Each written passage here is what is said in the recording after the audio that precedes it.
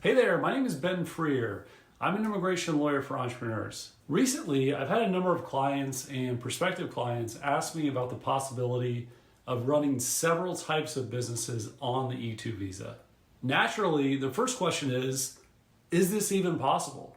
Since many of you probably have the same exact question, I thought that I'd address it in this video.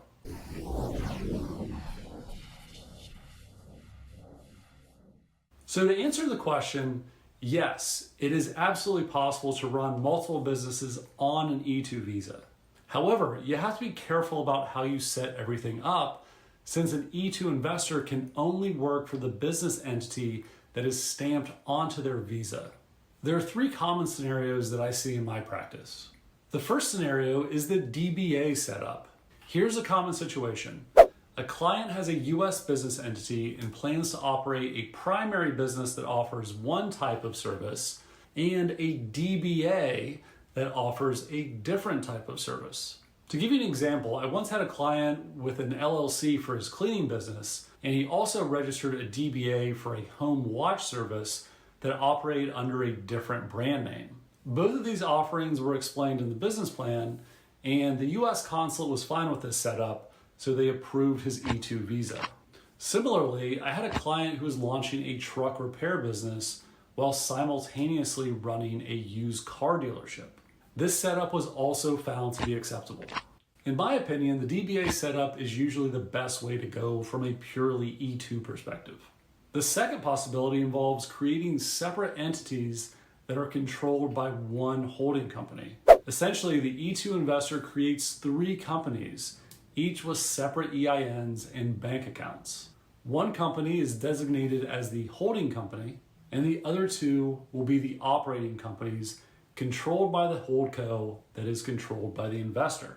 The investor transfers their personal funds to the HoldCo, which then transfers funds to the operating companies. These funds are then spent on everything needed to establish the operating businesses. While I feel that this setup is permissible based on my reading of the regulations, it does put the investor in a bit of a legal gray zone compared to the DBA setup. Additionally, due to the complexity of this structure, the adjudicator may require additional time to decide if all this is okay.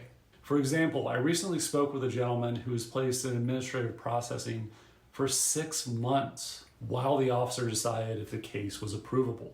The third scenario is being a passive investor. If you're interested in making a separate investment in a business and then being completely passive in its operation, then this is permissible. You just have to be really careful to avoid any active work in the business. And unfortunately, the term work is not clearly defined in the U.S. immigration laws.